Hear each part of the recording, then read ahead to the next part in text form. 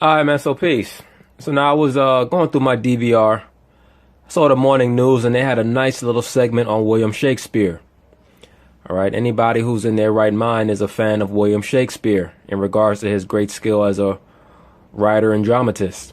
Alright, so we're going to go through this segment, and I'll chime in here and there with certain tidbits that they leave out. Alright.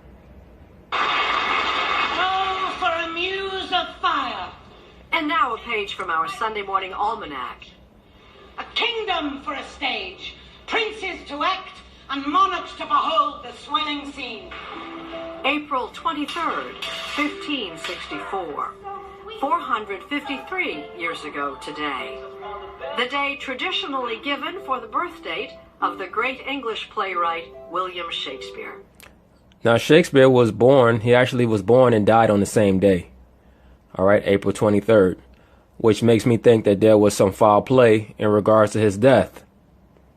All right, Shakespeare was a very popular man near the end of his life. He's nowhere near as popular as he is. He was nowhere near as popular back then as he is today.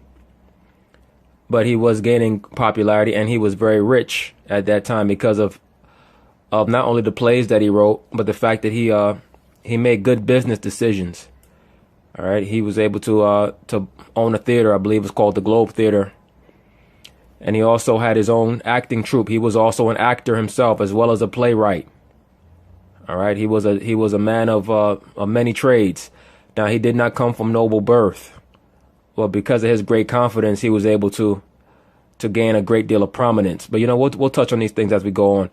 This statue, it seems to be based on a something that probably was relatively accurate. You see the hair, it looked like they probably just changed it up a little bit. The statue was definitely remodeled, but at some point it probably looked more like a so-called black man. Shakespeare, by the way, was a so-called black man.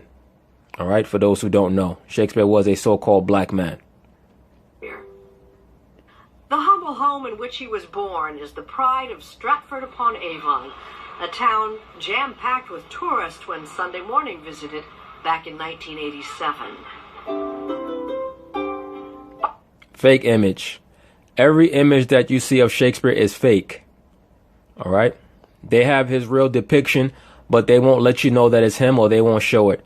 All right, you know, I'll leave it alone for now. But for those of us who know anything about the artwork of the time, oftentimes you'll see a painting of a so-called black man from that period, and they'll tell you that it was a drawing of a slave, or a painting of a slave or of a servant. But he's dressed in noble clothes, or he's dressed in clothes that would denote that he was not a slave or a servant. But they'll just tell you that's what he was, or they'll tell you that he came from Africa. Right? Meanwhile, you could be looking at William Shakespeare or Amadeus Mozart or Ludwig van Beethoven and not even know it. All right? All those men were so-called black. By his 30s, he was in London and a published playwright. In 1599, Shakespeare and his acting company opened the Globe Theater, the stage for many of his best-known works. He wrote 38 plays in all.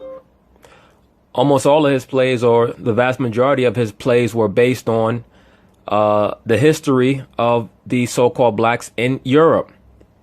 Right? Plays like Hamlet, King Lear, Othello, King John, you know, the monarchy of the so-called English throne, Macbeth, right? All of these were based on so-called black men who either ruled or were prominent during the medieval time period. All right, these are things that most people don't know. I won't say you don't know, because there are certain brothers and sisters out there who may know that already. All right, but most of his plays were based on the medieval time period in which the so-called blacks ruled Europe. All right, Hamlet was a play about a Scandinavian leader or prince. Macbeth was about a Scottish prince. Macbeth was directly related. Both Macbeth and Duncan, if you've ever read the play of Macbeth, both the characters of Macbeth and Duncan were real life characters, and they were both related to a man who ruled in Scotland named Kenneth Niger, who was a black man. All right.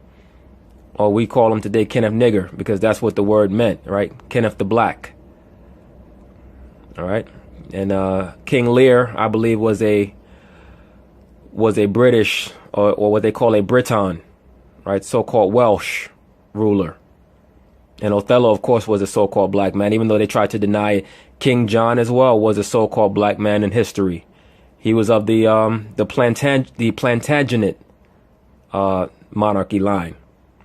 All right, he was the enemy of, in folklore, he was the enemy of Robin Hood. Robin Hood also was a real man who lived, and he also was a so-called black man, believe it or not. You know, when I get the chance, I'm going to do a video on that. Okay? But Shakespeare was a black man. Most of the lead characters in his plays were played by a friend of his, a man named Richard Burbage, who was like the Denzel Washington of his day. All right? Shakespeare was able to get great fame under King James. I mean, he started out under Elizabeth I. Elizabeth I was a black woman, so-called black woman. And, you know, she was the daughter of King Henry VIII and what's this chick's name? Anne Boleyn. All right. Both King Henry VIII and Anne Boleyn were so-called black people. And Queen Elizabeth I was a so-called black woman. She used to dye her skin, by the way. She used to try to what they call today bleach her skin. All right. To make herself look a little whiter. Because that was around the time period where the so-called Caucasians started to take more of a prominent role in society. All right, but yes, Shakespeare was a so-called black man. Most of his plays were about so-called black men. He was also an actor in his plays. I think I mentioned that already. He was he was known for his confidence. He was much like, to compare him to somebody today, he'd be like a combination of I say like maybe Will Smith and Nas. All right, he was a great writer, and he was also a very prominent actor. He normally didn't play the lead roles in his plays. He normally would have some of his friends play the lead roles, but he normally played a role in his plays. All right, but once again, yes, he was a so-called black man. Including Hamlet, with its famous graveyard scene, performed by Laurence Olivier in the 1948 film adaptation. Alas, poor Yorick. I knew him, Horatio.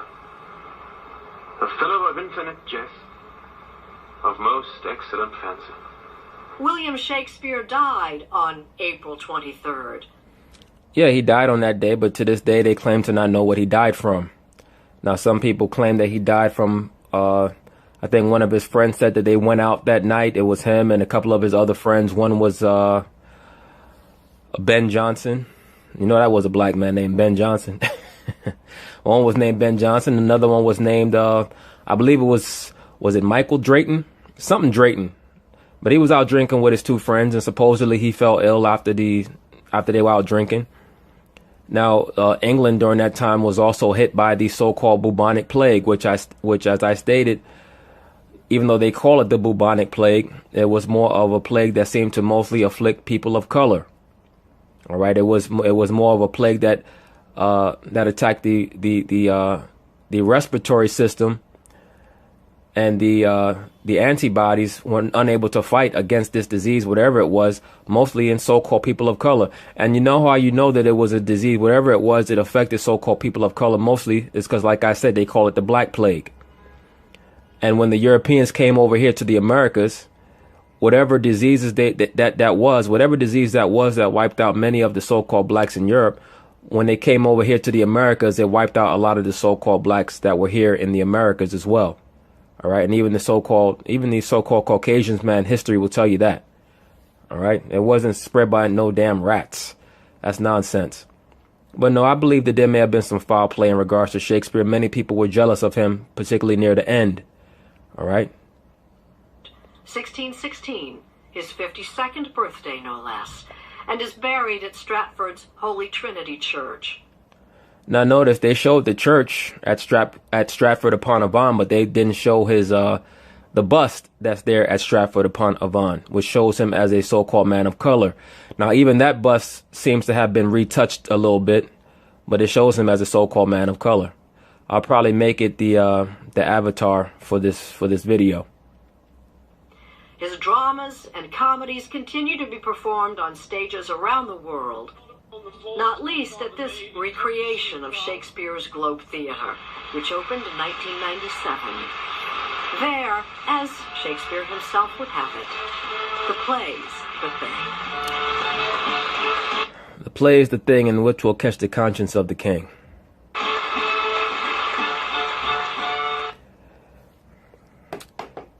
So peace. Alright, man, so peace. So now this is just a continuation of the Shakespeare video that I was doing. I stated that Shakespeare was a so-called black man. I stated that because it's the truth. Now I also stated you could look up every and any portrait of Shakespeare. You will never find one that's accurate, and they will even tell you themselves that there is no accurate depiction of Shakespeare. They'll claim that there was no painting made of him that is realistic. That's a lie. They know what Shakespeare looked like. They have it in their archives. Like I've said, most of the paintings that you see are fake. All right. They have the real paintings underneath museums and underneath certain archives, you know, places like the Vatican or the Louvre or you know, whatever the top museums are, particularly in Europe, especially in London. All right. So now anyway, we're going to go through a slur that was used against Shakespeare when he was first starting his career, and it's going to help us understand what Shakespeare looked like. So now this is on Shakespeare's entry on Wikipedia. It's going to quote a review that was made about Shakespeare by a man, I believe his name was Robert Greene. And yeah, his name was Robert Greene. You guys can check it for yourself. It's going through Shakespeare's career. It's going to say London and theatrical career. It's going to say it is not known definitively when Shakespeare began writing, but contemporary allusions and records of performances show that several of his plays were on the London stage by 1592. By then, he was sufficiently known in London to be attacked in print by the playwright Robert Greene in his Groat's Worth of Wit. It's going to quote a statement by Robert Greene. Let's see what he calls Shakespeare. There is an upstart crow, beautified with our feathers, that with his tiger's heart wrapped in a player's hide, supposes he is as well able to bombast out a blank verse as the best of you, and being an absolute Johannes factotum, is in his own conceit the only shake scene in a country. Says scholars differ on the exact meaning of Greene's words. No, they don't differ. They know what his words meant. All right. They know exactly what he meant when he called Shakespeare a crow. That was a derogatory term at the time for a so-called black man. All right. That's a term that lasted well all the way into today. But that's the reason for the term Jim Crow laws. Right. That term Jim Crow was an allusion to the black man and the derogatory slur for him as a crow. All right. Or I should say more the derogatory term. It more became a slur more down the line. All right. But during that time period, a crow was something that you might call a so-called black person, particularly one that was very dark skinned. All right. It says scholars differ on the exact meaning of Greene's words, but most agree that Greene was accusing Shakespeare of reaching above his rank in trying to match such university educated writers as Christopher Marlowe, Thomas Nash, and Greene himself. See, I told you there were many men who were jealous of him because the things that he did came naturally. The italicized phrase parodying the line, "Oh, tiger's heart wrapped in a woman's hide" from Shakespeare's Henry VI, Part 3, along with the pun shake scene, clearly identifies Shakespeare as Greene's target. As used here, Johannes factotum, jack of all trades, refers to a second-rate tinkerer with the work of others, rather than the more common universal genius. Why is that? Because, like I said, Shakespeare was inspired by a lot of historical manuals, particularly pertaining to the British Isles. He would read history on the British Isles or Scandinavia, and a lot of his plays were based on that history. So they accuse him of being a plagiarist. All right. But let's concentrate on that term crow that he was called. So now this is on the website etimoonline.com, and this is very important for you brothers who want to understand things that are going on around you. You have to know the meaning of words, their origin. Is what's known as etymology. All right. I told you that the term crow was a term that was used for so-called blacks from the medieval time period. All right. Now let's look at the term Jim Crow. Black man, 1838. American English. Originally the name of a black minstrel character in a popular song and dance act by T.D. Rice that debuted 1828 and attained national popularity by 1832. Wheel about and turn about and do just so. Every time I wheel about, I jump Jim Crow. See, they were mocking the so-called black man's speech and his ability to dance from back then. Where and how Rice got it or wrote it is a mystery. No, they know where he got that term from. They know that that was a term from antiquity that was used in reference to so-called blacks. Like I said about the word nigger, there's no such thing as a terrible word. There's just words that are used terribly. All right. These were basic terms that were used to describe a so-called black person, like crow or nigger. But when the so-called Caucasian came into power in the late 1700s, early 1800s, he took these words and he started to use them in a slur form. But let's read on. Even before that, crow had been a derogatory term for a black man. As an adjective from 1833 in reference to the song, association with segregation dates from 1841 in reference to separate railroad cars for blacks in Massachusetts. Modern use as a type of racial discrimination is from 1943. Jim Crow also could be a reference to someone's change of political principles from the jump in the song or reversible machinery. Wheel about. That's nonsense. That last sentence they just made up out of thin air. On his arrival in Boston, Mr. Charles Lennox went to the Eastern Railroad Depot in order to visit his parents in Salem. But instead of being allowed to ride with other passengers, he was compelled to take a seat in what is contemptuously called the Jim Crow car, as though he were a leper or a wild animal. Once again, the term crow was in reference to a so-called black man. That's how you know Shakespeare was a so-called black man. But let's get further proof. Now, this website is in relation to Anne Boleyn. Anne Boleyn, for those of you who don't know, was the mother of Queen Elizabeth I. Queen Elizabeth I was the queen who was the monarch before King James. All right, like I said, Queen Elizabeth was a so-called black woman, as was her mother, Anne Boleyn. All right, made famous on the, in many stories about the Tudors. All right, she was the queen that Henry VIII wanted to be with instead of Catherine of Aragon, who also was a so-called black woman. All of them were so-called black. All right. But it's going to show you here once again the use of that term crow in regards to Anne Boleyn. It's going to start. In fact, there are only two descriptions of Anne from roughly her own time, which associate Anne with the color black. One is from the Catholic propagandist Nicholas Sander, who was born after Anne died and was clearly out to make Anne sound as witch-like as possible, with an extra digit, a huge wart, and other deformities that would surely, if true, have eliminated Anne from Henry's list of marriageable ladies. The other is Cardinal Wolsey's private nickname, the Night Crow. Right? Now, he called her the Night Crow, Cardinal Wolsey, because she was a dark-skinned woman. A metaphor which cannot be taken as physically descriptive. See, now that's the Caucasian throwing in their own 2 cents because they don't want to acknowledge that these people were so-called people of color, so-called black. All right? All other sources describe her simply as dark or brunette. All right. Now, let me specify the term brunette, even though now is used to describe a person as being as their hair color. Right. Is normally used for a so-called white woman's hair color, normally dark brown hair color. During that time period, the term brunette was for your skin color. All right. And I'm going to show you that in a minute. Brunette translates to brown for us, but may have had a much broader reference then, covering many hues of darkish hair. See, once again, the Caucasians trying to make it a hair thing. It was talking about her complexion, her so-called skin color.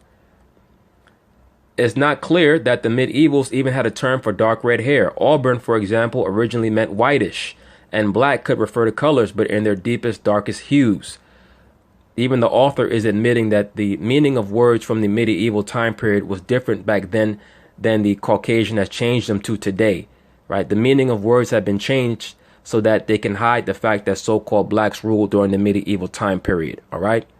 That's why even today they'll try to tell you that a Moor is talking about a North African Arab, all right? But just to get back to the point, given the suspicious origins of the satanic image of black-haired Anne, no, she wasn't just black hair, she was a so-called black woman, I was surprised when I suggested on my Facebook page that Anne's hair was probably dark auburn or chestnut. I got a ferocious response. No way was she a redhead. Anne had black hair, not red hair. Right? The reason why they're saying that is because of her description. But it's not talking about her hair. It was talking about her so-called skin color. But we're going to get that now. Remember the term brunette. Remember what I told you about the term brunette.